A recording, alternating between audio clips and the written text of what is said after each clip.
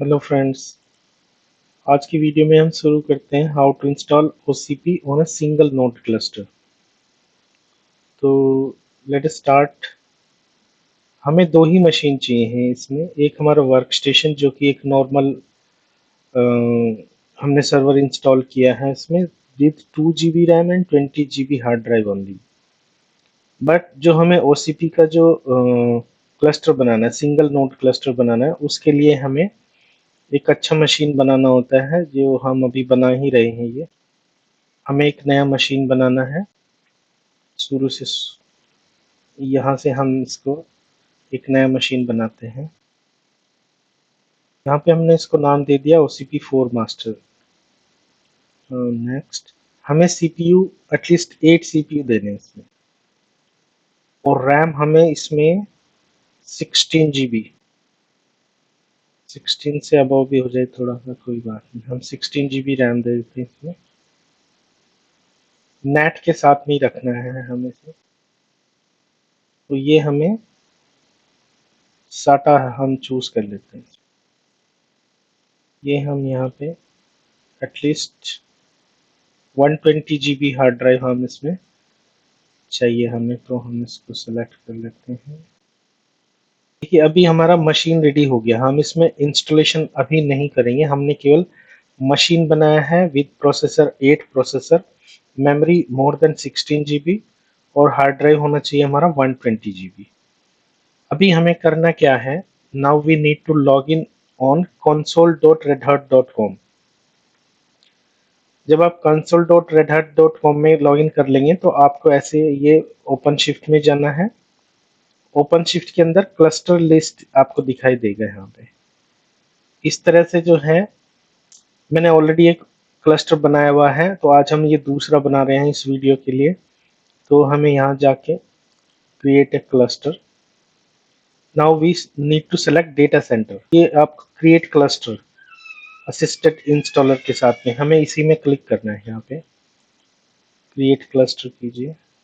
Yes, हमें cluster का नाम देना है और यहाँ पे हमें डोमेन का नाम देना है। आपका पूरे नोड का नाम इस तरह से हो जाएगा। May be it doesn't accept this. Now it should be in green. ये अंडरस्कोर वगैरह नहीं लेगा, तो आपका जो डिफॉल्ट नेम कंप्लीटेड नेम इस तरह से आ जाएगा। हम कौन सा वर्जन, हम लेटेस्ट वर्जन ही कर लेते हैं। ये हमारा इम्पोर्टेंट चीज ये है, यहाँ पे हमें ये सेलेक्ट करना है SNO, single node open shift. इसको हमें टिक करना है, तभी जाके हमारा सिंगल नोड जो हम करने वाले हैं वो इंस्टॉल होएगा। इंटीग्रेट हमें कुछ नहीं करना है। होस्ट से DHCP उठाएं, मतलब जो हमारा VMware है वहाँ के नेटवर्क से ही DHCP उठा ले। ये वही हमें चाहिए। Okay, now go to next. Operators, operators हम अभी के लिए नहीं भी सेलेक्ट करेंगे, क्योंकि हमें अपने एग्जाम के लिए प्रैक्टिस करना है, तो यहाँ पे नहीं भी सेलेक्ट करेंगे तो भी हमें नेक्स्ट का ऑप्शन आ रहा है बाय डिफॉल्ट। ये शायद इसने ऑलरेडी सेलेक्टेड है इसमें। नाउ अभी देखिए, ये यहाँ पे ऐड होस्ट बोल रहा है और नीचे बोल रहा है cluster is not ready yet. तो हमें करना क्या है, ऐड होस्ट में जाना है, और ऐड होस्ट में यहाँ पे ये मिनिमल की बजाय हमें फुल सेलेक्ट करना है, तो फुल इमेज। और यहाँ पे इंपॉर्टेंट चीज ये है SSH पब्लिक की। ये क्या है, जो हमने बेस मशीन बनाया है, जो वर्क स्टेशन बनाया हुआ है, उसमें हमने पहले से ही एक की जनरेट करके रखी हुई है। आप SSH की जन से आपको पता ही है, SSH की जन से हम अपना एक की जनरेट कर सकते हैं। तो हमने एक की जनरेट किया हुआ है, उसको कॉपी करके हम यहाँ पे पेस्ट कर सकते हैं। तो मैंने वो कॉपी पहले ही, मैं आपको मैच भी करा सकता हूँ। This one is our public की। आप ये देखिए, बाद में ये service note dot com something कुछ दिखा रहा है यहाँ पे, तो मैंने वो पहले ही कॉपी करके यहाँ पे रखा हुआ है। मैं इसको कॉपी कर लेता हूँ और हम अपनी इस मशीन में यहाँ पे हम इसको पेस्ट कर देते हैं। अभी हमें यहाँ पे जनरेट ISO बोलना है इसको, और इसने ISO रेडी कर दिया है। अभी हम दोनों ऑप्शन से कर सकते हैं, चाहे तो wget भी कर सकते हैं, लेकिन हमें डाउनलोड का ऑप्शन यहीं पे आ रहा है, तो हम इसको यहीं से डाउनलोड कर लेंगे। और ये लगभग 1 GB की होगी, 1.2 GB समथिंग। तो हम इसको एक ISO, ये मेरी पहली ISO थी जो मैंने पहला क्लस्टर बनाया था, ये दूसरी है, देखते हैं। अभी हम इसको सेव कर लेते हैं यहाँ पे। ये डाउनलोड स्टार्ट हो गया है, इतना टाइम नहीं लेगा, ये जल्दी हो जाएगा। In the mean time I am stopping my video. तो फ्रेंड्स, हमारी ISO डाउनलोड हो चुकी है, ये हमारी ISO डाउनलोड हो चुकी है। तो चलिए अभी हम अपनी मशीन में ये ISO लगा के उसको बूट कराते हैं। तो अब हम इसको, ये जो हमने अभी ISO डाउनलोड किया है, इसको अटैच करके हम अभी इस मशीन को बूट कराते हैं। देखिए ये 7 वाली है, ये आज की है हमारी। हम इसको सेलेक्ट करके ओके करते हैं और मशीन को पावर ऑन करते हैं।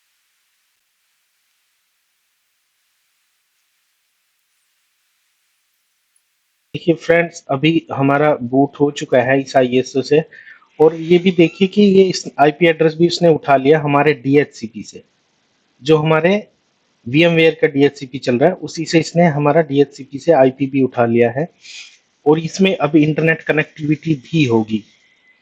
तो अब हम देखते हैं, इधर चलते हैं, यहाँ पे कंसोल में, रेड हैट कंसोल में, let us wait for some time.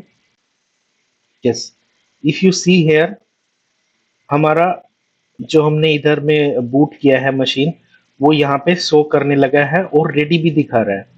Ready in the sense mean जो उसका रिक्वायरमेंट है, रैम है, हार्ड ड्राइव है या CPU है, अगर वो कैपेबल है तभी ये यहाँ पे रेडी दिखाएगा। ओके, तो ये हमारा ये स्टेप भी पूरा हो गया, और ये अभी मैक एड्रेस से दिखा रहा है होस्ट नेम। इसको हम चेंज भी कर सकते हैं, अभी हम इसको चेंज कर लेंगे, नो वरी। अभी हम पहले आगे चलते हैं। अभी ये हमारा यहाँ पे रेडी हो गया, तो अब हम आगे चलते हैं, यहाँ से नेक्स्ट करते हैं। ये जस्ट वार्निंग दे रहा है कि all the hard drive will be formatted and blah blah, so we are okay with that. बाकी सब हम बाय डिफॉल्ट ही ले लेते हैं, हमें कुछ चेंजेस करने की कोई ज़रूरत नहीं है। यहाँ पे IP प्लानिंग दिखा रहा है कि आपके नोड्स को क्या IPs विल बी शेयर्ड, तो वो सब कुछ दिखा रहा है यहाँ पे। हम नेक्स्ट करते हैं, और finally we are on the last app, review and create. ये पूरी इंफॉर्मेशन दिखा रहा है यहाँ पे, हमारा क्या क्लस्टर का नाम होगा, कौन सा वर्जन है, ओके, कितना CPU है उसमें, मेमोरी है, स्टोरेज है, नेटवर्किंग क्या होगा। So all informations are here, we are accepting it, and we are just click on install cluster. So guys, here you have to be very patient, because it is going to take at least 1.5 hour. So this is the process, how can we start our installation. So it will take a long time, so I am stopping my video over here. Guys, it started to installation that our cluster, as you can see now 20% has been completed, but still it will take a long time now. From now is moving, now it has completed till 39%, so we have to take patience over here. Guys, one more thing, if you see over here, so it is showing the stages of installing, 3 of 7. So if you click on here, it will show that waiting for boot cube and all those things, or even you can see some more details about view cluster events. If you see, you can see the progress of your installation. So from here it is going to take little long time. Guys, we are moving ahead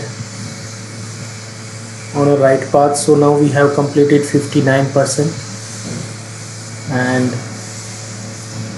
if you see that the installation. It is installing the 5 step of out of 7. So we can check over here. It is rebooting our machine. Let us check on our OCP master. So our boot is rebooting. You can see the progress side by side on your machine also, what is happening on your machine. So guys, now we can see that it is in a state of finalizing to installation our OCP, and 80% has been complete. And if we see that progress, this is the progress of our node. Now important thing, our cluster installation is going to be complete soon. 87% it has been completed. Now the important thing is here, it give the console of this cluster, but directly we cannot open this cluster. So we need to just click on here, not able to access the web console. Just click on here, and here if your domain is live, then you can enter in your DNS entry in your where you have purchased your domain. But there is an option 2 also. If we just need to put below entries, these entries in your etc host file. So this is the important thing. Once you put this entry in your etc.host, then you will be able to open this web console of this cluster. For example, I have put these entry in my Windows machine. If I can show you, I'll try to show you.